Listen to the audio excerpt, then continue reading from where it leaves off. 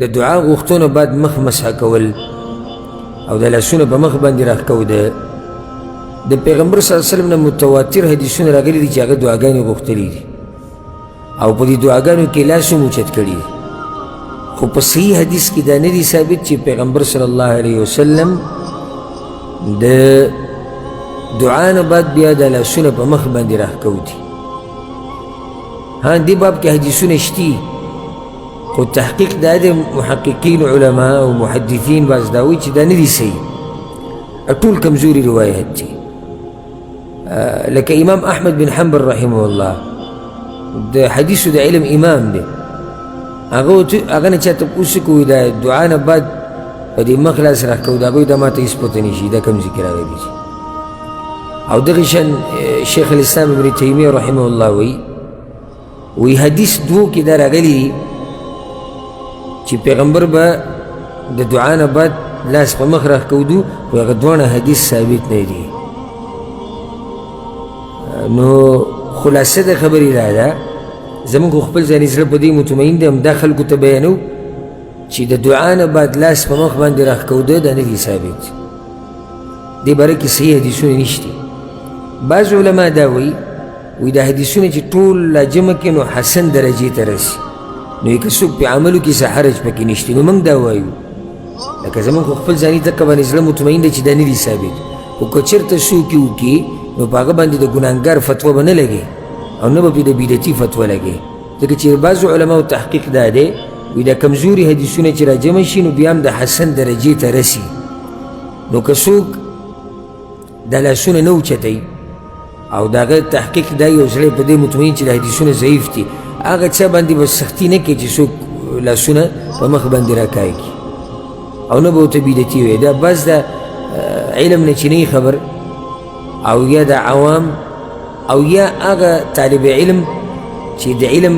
په زده کولو په اولنۍ پوړو کې دوی چې کله یو مسله زده کړي که نه نو بیا چې بهر وځي په ټولو خلکو باندې چسپانوي نه یې پوهه په مسله باندې بلکې بعض مولیان د مدرسو نه فارغه دي هغوی هم په دې نه پوهه چې دا مسله به تطبیقی څنګه او دې مسله کې د علماو اختلاف ته دي کې به څه کوو څه به نه کوو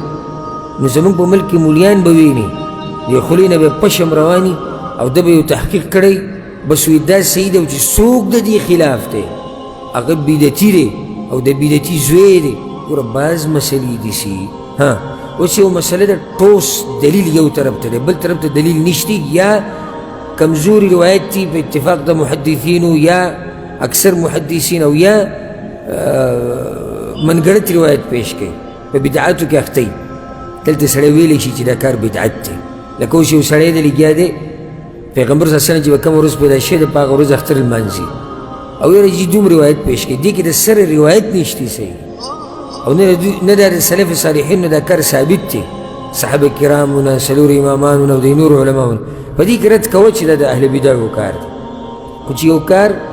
د امت هغه وخت نه اختلافي را رواني د سلفو د وخت نه او د جانبینو سره دلایلي نو په هغې کې به سختي نه کوې خپل موقف بیان کړه اوس زموږ موقف دا دی الحمدلله چې دعا دپاره چې لاس اوچت کړو دعا دې ختمه کړه بس لاسونه کته کړه او ځکه د شیخ ابن عثیمین رحمه الله نه یو پیر تپوس یو کس وایي شیخ صاحب چې دعا ختمه کړم بیا به څه کوم نو هغه دا تعبیر لږ نیمګړه غونته کې وکړو داسې ونه وي چې لاسونو سره به څه کوم وایي چې دعا ختمه کړم بیا به څه کوم شیخ ورته وایي لاسونه کته کړه څه به کړي لاسونه کته کړه نو زمونږ خپل ځاني دقه الحمدلله په دې خبره زړه مطمئن دی چې دا لاس اوچتول د دعا دپاره او بیا د هغې نه بعد چې دعا ختمه شي دغسې پورې خبره ثابته ده چې لاس اوچتوه خو چې دعا ختمه شي او بیا په مخ لاس راښکوده دې باره کې صحیح حدیث نشته خو که څوک یې وکړي نو هغه ته بدعتي او ګناهګار دا ورته نه وایي